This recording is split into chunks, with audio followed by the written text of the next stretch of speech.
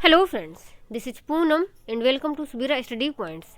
तो फ्रेंड्स, आज का हमारा टॉपिक है संवेगात्मक विकास। तो आज हम संवेगात्मक विकास के बारे में बात करेंगे। इसके अलावा क्योंकि हम जो पूरा सिलेबस है इसको यूनिट वाइज डिस्कस कर रहे हैं, तो इसको हमने इसके पहले पिछले वीडियो में हम लोग डिस्कस कर चुके हैं।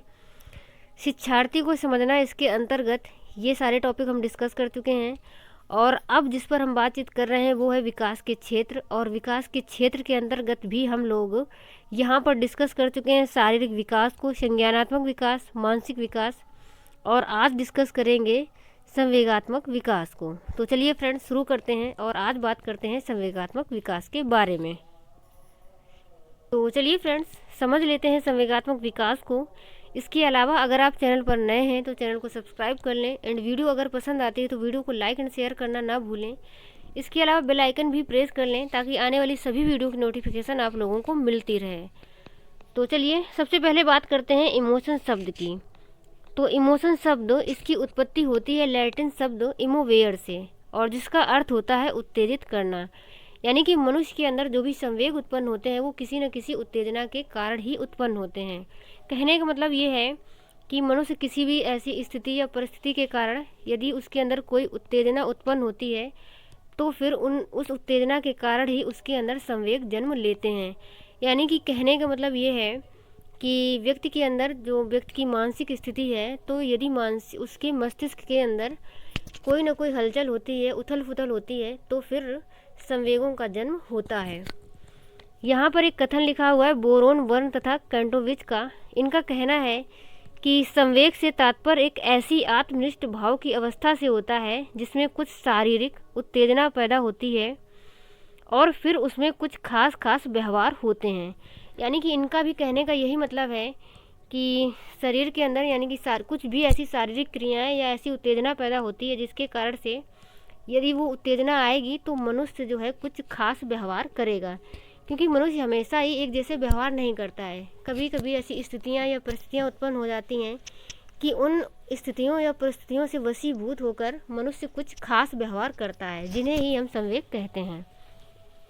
यहाँ पर रास का कहना है कि संवेग चेतना की वह अवस्था है जिसमें रागात्मक तत्व की प्रधानता रहती है। यानी कि कहने का मतलब ये है कि जब भी संवेग उत्पन्न होते हैं व्यक्ति के अंदर, तो जो भी संवेग उत्पन्न हो रहे हैं उसमें, जैसे अगर उसके अंदर क्रोध का संवेग उत्पन्न हुआ है तो वहाँ पर क्रोध की प्रधानता रहेगी। तो कहने का मतलब ये है कि संवेग एक ऐसी अवस्था होती है कि जो भी संवेग उस टाइम हावी होता है तो उसी की प्रधानता रहती है। इसके बाद अगला कथन है जर्सील्ड का, और इनका कहना है किसी भी प्रकार के आवेश आने पर भड़क उठने तथा उत्तेजित हो जाने की अवस्था को संवेग कहते हैं। तो मतलब सबका एक ही है, बस सभी ने थोड़ा थोड़ा कथन को घुमा करके लिख दिया है। यानी कि इनका भी कहने का वही मतलब है कि आवेश, यानी कि कोई भी ऐसी स्थिति उत्पन्न हो जाए जिससे कि कोई व्यक्ति भड़क उठता है या फिर उत्तेजित हो जाता है, तो उसी को ही हम संवेग कहते हैं। इसके अलावा समझ लेते हैं संवेगों के प्रकार। तो मैकडूगल ने 14 मूल प्रवृत्तियों के सापेक्ष कुल 14 संवेगों का उल्लेख किया है। देख लेते हैं कौन कौन से 14 संवेग हैं। तो यहाँ पर संवेग पहला दिया हुआ है भय। यानी कि जो भय उत्पन्न होता है वो पलायन के कारण उत्पन्न होता है। यानी कि किसी भी व्यक्ति को यदि डर लगेगा किसी भी चीज़ से या भय उत्पन्न होता है तो फिर वह पलायन करता है। क्रोध से मतलब है कि यदि किसी भी व्यक्ति को गुस्सा आती है, यानी कि क्रोध अगर उसमें संवेग उत्पन्न होता है तो फिर उसकी इच्छा होती है युद्ध करने की। और घृणा मतलब कि किसी भी चीज़ से यदि नफरत हो जाती है, घृणा हो जाती है, तो फिर हमें उस चीज़ को छोड़ देने का मन करता है। यानी कि जो इसकी प्रवृत्ति होगी वो होगी निवृत्ति। और वात्सल्य संवेग से संतान कामना की इच्छा होती है। करुणा, यानी कि कोई व्यक्ति यदि करुणा खुद को महसूस करता है, दुखी महसूस करता है, तो फिर वह किसी के शरण में जाने की इच्छा करता है। यानी कि इसकी करुणा की जो मूल प्रवृत्ति है वो होगी शरणागति। आश्चर्य से मतलब है कि यदि हमें किसी भी चीज़ को देख करके आश्चर्य होता है या किसी भी चीज़ के बारे में सुनकर आश्चर्य होता है तो फिर हमारे अंदर जिज्ञासा उत्पन्न होती है, मतलब उसे जानने की इच्छा उत्पन्न होती है। तो आश्चर्य का मूल प्रवृत्ति होगी जिज्ञासा। आत्महीनता, यहाँ पर फ्रेंड्स आत्महीनता होगा। यानी कि आत्महीनता संवेग की जो मूल प्रवृत्ति है वो है दैन्य। यदि कोई व्यक्ति स्वयं में हीन भावना महसूस करता है, आत्महीनता उसे महसूस होती है, तो वह दयनीय हो जाता है, यानी कि उसे उसके अंदर उसकी जो मूल प्रवृत्ति होती है वो दैन्य होती है। कामुकता संवेग से काम प्रवृत्ति मूल प्रवृत्ति उत्पन्न होती है। इसके अलावा आत्म अभिमान की बात करें तो यदि आत्म अभिमान संवेग उत्पन्न होता है तो व्यक्ति स्वयं को गौरवान्वित महसूस करता है, यानी कि आत्म अभिमान का जो मूल प्रवृत्ति होगी वो होगी आत्म गौरव। एकाकीपन, यदि कोई व्यक्ति अकेला महसूस करता है, अकेलेपन से गुजरता है, तो फिर उसे उसकी जो मूल प्रवृत्ति है वो सामूहिकता, मतलब कि वह समूह में जाने की कोशिश करता है। भूख, यदि किसी भी व्यक्ति को भूख लगती है तो वह भोजन की तलाश करता है। अधिकार से मतलब है कि कोई भी व्यक्ति यदि किसी चीज़ पर अधिकार करना चाहता है तो वह उसका संग्रहण करता है। कृतिभाव, यदि कृतिभाव यानी कि कुछ भी करने का, कुछ क्रिएटिविटी करने का संवेग उत्पन्न होता है तो फिर वह किसी भी चीज़ की रचना करता है। और आमोद, यदि आप खुश होते हैं तो फिर आपको हंसी आएगी, यानी कि आमोद की जो मूल प्रवृत्ति है वो होगी हास। उसके बाद बात कर लेते हैं संवेगों की विशेषताओं की। तो किसी भी संवेग को जागृत करने के लिए भावनाओं का होना आवश्यक है।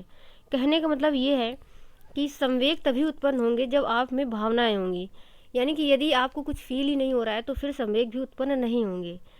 तो इसको ऐसे समझ लेते हैं कि अगर आपको मान लो किसी ने कुछ भी भला बुरा कहा है तो आपके अंदर संवेग तभी आएगा कि सामने वाले व्यक्ति ने जो कुछ भी कहा है तो उसको सुन करके आपको कुछ फील होगा, आपको बुरा लगेगा, तो फिर आपके अंदर से संवेग उत्पन्न होगा क्रोध का। तो यही चीज़ होती है कि संवेग को जागृत करने के लिए भावनाओं का होना आवश्यक है। मनुष्य की सभी दशाओं एवं अवस्थाओं में संवेग पाए जाते हैं, यानी कि प्रत्येक मनुष्य के सभी दशाओं और अवस्थाओं में संवेग पाए जाते हैं, और सभी दशाओं और अवस्थाओं में संवेग जो है वो अलग अलग पाए जाते हैं, क्योंकि कोई भी व्यक्ति हमेशा एक समान नहीं रहता। संवेगों में अस्थिरता पाई जाती है। तो कहने का मतलब यही है कि कोई भी व्यक्ति हमेशा उसी संवेग में नहीं बना रहेगा। अगर किसी व्यक्ति को गुस्सा आई भी है तो वो हमेशा के लिए नहीं आती, यानी कि जो संवेग हैं वो अस्थिर होते हैं, और संवेग की दशा में बुद्धि काम नहीं करती। तो मतलब यदि किसी भी व्यक्ति पर संवेग हावी हो जाते हैं तो उस टाइम दिमाग ये काम नहीं करता कि वह क्या करे क्या ना करे, वह संवेगों में आ करके संवेगों के वशीभूत होकर के ही कार्य करता है। संवेग का प्रकाशन हर एक व्यक्ति में व्यक्तिगत ढंग से करता है, यानी कि जो संवेग होते हैं वो प्रत्येक व्यक्ति में अलग अलग होते हैं। जैसे कि अगर क्रोध की ही बात करें तो किसी को कम गुस्सा आती है, किसी को ज़्यादा आती है, तो ये सारी चीज़ें जो है ये व्यक्तिगत ढंग से होती हैं। संवेग परिवर्तनशील होते हैं और संवेग में अनिश्चितता होती है, यानी कि अनिश्चितता से मतलब ये है कि हम ये नहीं कह सकते कि यदि आपने सामने वाले को कुछ भी कहा है तो उसे गुस्सा आएगी, बट कितनी आएगी तो इसकी कोई निश्चितता नहीं होती है। तो जो संवेग होते हैं वो अनिश्चित होते हैं। उसके बाद संवेगों का विभाजन समझ लेते हैं ब्रिजेश के अनुसार, और इन्हीं का जो विभाजन है वो सबसे महत्वपूर्ण माना जाता है। तो इन्होंने बताया है कि जन्म के समय बालक में सिर्फ उत्तेजना होती है, यानी कि वह सिर्फ रोना जानता है और हाथ पैर पटकता है, बाकी कुछ नहीं जानता, यानी कि उसके अंदर सिर्फ उत्तेजना होती है। 3 माह में उसके अंदर उत्तेजना, आनंद और कष्ट जैसे संवेग उत्पन्न हो जाते हैं, यानी कि अब वह खुशी भी महसूस करने लगता है और कष्ट को भी महसूस करने लगता है। इसके अलावा 6 माह के अंदर किसी भी बच्चे में उत्तेजना, आनंद, कष्ट, क्रोध और घृणा तथा भय भी उत्पन्न हो जाता है। तो ये सारे संवेग 6 माह तक होते हैं, यानी कि उत्तेजना, आनंद, कष्ट ये रहते हैं। इसके अलावा 3 संवेग और उत्पन्न हो जाते हैं 6 माह तक। इसके अलावा 12 माह की बात करें तो 12 माह में उसके अंदर स्नेह और उल्लास भी संवेगों की उत्पत्ति हो जाती है। 18 माह तक उसमें उत्तेजना, आनंद, कष्ट, क्रोध, घृणा, भय, स्नेह, उल्लास, इसके अलावा 18 माह तक वह ईर्ष्या भी करने लगता है, मतलब ईर्ष्या वाला जो संवेग है वो भी उसके अंदर उत्पन्न हो जाता है। और 2 वर्ष की अवस्था तक उसके अंदर हर्ष वाला संवेग भी उत्पन्न हो जाता है। यानी कि ये जो विभाजन दिया है ये ब्रिजेश ने दिया है, और इन्होंने बताया है कि किस आयु तक बच्चों में कौन कौन से संवेग उत्पन्न होते हैं। तो कहने का मतलब ये है कि 2 वर्ष की आयु तक लगभग बच्चों में सभी संवेगों की उत्पत्ति हो जाती है। इसके बाद वॉटसन ने शैशवावस्था में 3 संवेग बताए हैं। इन्होंने बताया है कि जो एक बच्चा होता है, शिशु होता है, उसके अंदर शैशवावस्था में 3 संवेग पाए जाते हैं, स्नेह, भय और क्रोध। जबकि ब्रिजेश ने क्या बताया है कि इन्होंने भी ये शैशवावस्था की ही आयु होती है तो इन्होंने कहा है कि 2 वर्ष तक बच्चे में इतने सारे संवेग उत्पन्न हो जाते हैं। अब देख लेते हैं यहाँ पर विभिन्न विभिन्न अवस्थाओं में जो संवेगात्मक विकास होते हैं उनको समझ लेते हैं। तो यहाँ पर शैशवावस्था में संवेगात्मक विकास की अगर बात करें तो जन्म के समय शिशु रोकर चिल्लाकर अपने संवेगों को व्यक्त करता है, यानी कि उस टाइम शिशु का संवेगात्मक विकास नहीं होता है, तो कुछ भी उसे व्यक्त करना होता है तो वह रो कर चिल्ला करके अपने आप को मतलब अपनी बातों को व्यक्त करता है, अपने संवेगों को व्यक्त करता है।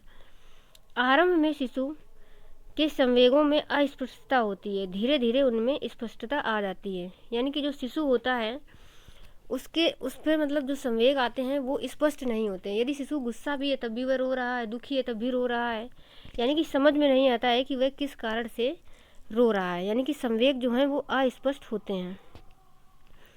उसके बाद है शिशु की संवेगात्मक अभिव्यक्ति में क्रमशः परिवर्तन होता है। शिशु आरंभ में प्रसन्न होने पर केवल मुस्कुराता है, कुछ और बड़ा होने पर वह हंसकर अपनी प्रसन्नता दिखाता है, यानी कि जैसे जैसे बच्चा बड़ा होता है तो उसके संवेगों में परिवर्तन आते हैं, यानी कि स्टार्टिंग में वह सिर्फ मुस्कुराता है और धीरे धीरे जैसे और बड़ा होता है तो फिर वह हंसने भी लगता है। उसके बाद देख लेते हैं बाल्यावस्था में संवेगात्मक विकास। तो बाल्यावस्था को सामाजिकरण की प्रारंभ होने की अवस्था माना जाता है, यानी कि जो बाल्यावस्था होती है इस टाइम बच्चे घर से बाहर निकलते हैं, स्कूल जाते हैं, एक तरीके से देखा जाए तो नई दुनिया देखते हैं, तो उस टाइम बच्चों के जो संवेगों का विकास है वो और अधिक होने लगता है। तो बच्चों में गृह कार्य न करने के कारण भय तथा परीक्षा में सफल होने की चिंता, असफल होने का भय आदि संवेग जो है ये बाल्यावस्था में उत्पन्न हो जाते हैं। और बाल्यावस्था में परिवार, समाज या विद्यालय के सख्त नियमों से बालकों में निराशा भी उत्पन्न होती है, क्योंकि बाल्यावस्था में जो बच्चे होते हैं उसमें परिवार और समाज या विद्यालयों में भी कुछ न कुछ नियमों के तहत उनसे बोला जाता है कि ऐसा नहीं करना है, ऐसा करना है, तो इन सभी चीज़ों से भी बच्चों में निराशा उत्पन्न हो जाती है। तो इस तरीके से कह सकते हैं कि उनके अंदर जो निराशा वाला संवेग है वो भी उत्पन्न होने लगता है। बाल्यावस्था में बच्चे किसी न किसी समूह के सदस्य होते हैं, क्योंकि बाल्यावस्था में जब बच्चे स्कूल जाते हैं तो फिर वह आपस में दोस्ती करना प्रारंभ कर देते हैं, तो वह किसी न किसी समूह के सदस्य होते हैं और वह किसी न किसी कारणवश दूसरे समूह के सदस्यों से ईर्ष्या, द्वेष और घृणा भी व्यक्त करते हैं। तो ये सारे संवेग उत्पन्न हो जाते हैं, क्योंकि जो एक बच्चा होता है वो जिस भी ग्रुप का सदस्य होता है, यानी कि जिसका भी दोस्त होता है, तो वह बाकी के बच्चों से या बाकी के जो भी उसके छात्र के मतलब उसके साथ के छात्र हैं उनसे वह घृणा करता है, ईर्ष्या करता है। इसके अलावा इस अवस्था में बच्चे नई नई चीज़ें देखकर कई सारे प्रश्न पूछते हैं, उनके बारे में जानने की इच्छा भी व्यक्त करते हैं। इस प्रकार उनमें जिज्ञासा संवेग उत्पन्न होता है, क्योंकि इस टाइम बच्चा कई सारी नई नई चीज़ें देखता है, घर से बाहर निकलता है, तो जब वह नई नई चीज़ों को देखेगा तो उसके अंदर प्रश्न भी उठते हैं, यानी कि उनको जानने की इच्छा होती है, तो उनको जानने की इच्छा के लिए वह बहुत सारे प्रश्न करता है। तो इस प्रकार से उसके अंदर जिज्ञासा संवेग भी उत्पन्न हो जाता है। इसके बाद समझ लेते हैं किशोरावस्था में संवेगात्मक विकास। तो यह अवस्था बालक बालिकाओं के लिए बहुत संवेदनशील अवस्था होती है।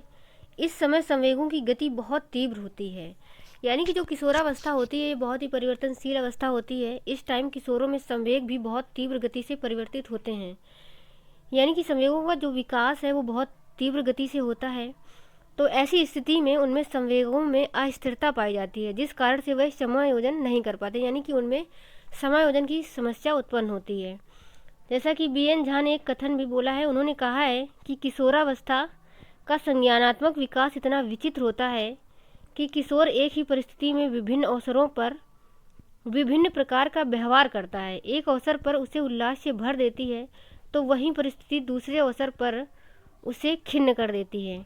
यानी कि कहने का मतलब ये है कि किशोर जो हैं वो इतना ज़्यादा विचित्र व्यवहार प्रदर्शित करते हैं, एक ही परिस्थिति में वह कई तरीके के व्यवहार प्रदर्शित करते हैं, यानी कि एक ही पल में वह खुशी होते हैं तो अगले ही पल वह दुखी भी हो जाते हैं। तो इतनी ज़्यादा संवेगों में अस्थिरता पाई जाती है जिस कारण से उन्हें समायोजन की समस्या उत्पन्न होती है। इसके अलावा किशोरों में प्रेम संवेग बढ़ जाता है और वे प्रायः विषम लिंगी प्रेम के प्रति प्रेम भाव प्रदर्शित करते हैं। और इस अवस्था में कल्पनाशीलता की भी अधिकता रहती है, यानी कि जो किशोर किशोरियाँ होते हैं वो बहुत सारी कल्पनाएं करते हैं, तो इस टाइम कल्पनाशीलता की भी अधिकता रहती है।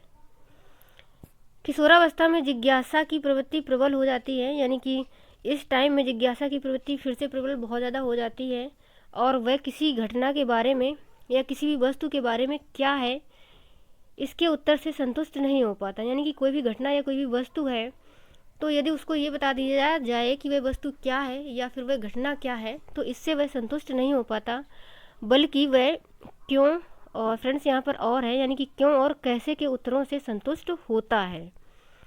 अब आगे समझ लेते हैं संवेगात्मक विकास को प्रभावित करने वाले कारक। तो स्वास्थ्य एवं शारीरिक विकास, बुद्धि, पारिवारिक वातावरण और आपसी संबंध, इसके अलावा आस पड़ोस, समाज और विद्यालय का वातावरण। तो स्वास्थ्य एवं शारीरिक विकास भी संवेगों को प्रभावित करता है, क्योंकि आपने देखा होगा, मतलब सुना भी होगा कि जो व्यक्ति दुर्बल होते हैं, कमज़ोर होते हैं, उन्हें गुस्सा ज़्यादा आती है। तो कहने का मतलब ये है कि जो संवेग है ये शारीरिक विकास और स्वास्थ्य पर भी निर्भर करते हैं। इन कारण से भी संवेगों का विकास प्रभावित होता है और इसी कारण से प्रत्येक व्यक्ति में जो संवेग हैं वो अलग अलग प्रकार के पाए जाते हैं। किसी में कम गुस्सा आती है, किसी में ज़्यादा गुस्सा आती है। तो यानी कि जो संवेग हैं वो शारीरिक विकास और स्वास्थ्य के कारण प्रभावित होते हैं। बुद्धि, तो बुद्धि भी संवेगों को प्रभावित करती है। बुद्धि के कारण भी जो संवेग हैं वो प्रभावित होते हैं। इसको भी हम क्रोध से ही समझ लेते हैं, क्योंकि जो बुद्धिमान व्यक्ति होते हैं उनको जल्दी में गुस्सा नहीं आती और जो थोड़ा कम बुद्धि के होते हैं उन्हें हो सकता है थोड़ी ही बात में गुस्सा आ जाए। तो जो संवेग हैं ये बुद्धि से भी प्रभावित होते हैं। इसके अलावा पारिवारिक वातावरण और आपसी संबंध भी संवेगों को प्रभावित करते हैं। कहने का मतलब ये है कि परिवार का वातावरण जैसा होता है या आपस में आपसी जैसे भी संबंध होते हैं तो बालक उनसे प्रभावित होता है। मतलब कि घर में जैसा बड़े करते हैं तो बालकों का भी व्यवहार वैसा ही हो जाता है। या फिर इसके अलावा ऐसे भी समझ लेते हैं कि घर में यदि लड़ाई झगड़ा कलह वगैरह होता है तो इससे भी मतलब उसका जो पारिवारिक वातावरण है इससे उसके अंदर क्रोध, भय या बहुत सारी चिंताएं उत्पन्न होती हैं। तो ये सारी चीज़ें संवेगों को प्रभावित करती हैं। आस पड़ोस का माहौल और समाज भी संवेगों को प्रभावित करता है और विद्यालय का वातावरण भी संवेगों को प्रभावित करता है। तो ये सारी चीज़ें हैं जो कि संवेगों को प्रभावित करती हैं। तो चलिए फ्रेंड्स, आज की वीडियो में इतना ही रखते हैं और मैं आशा करती हूँ कि आपको वीडियो समझ में आई होगी। तो आगे मिलेंगे अगले वीडियो में, तब तक के लिए bye bye and take care.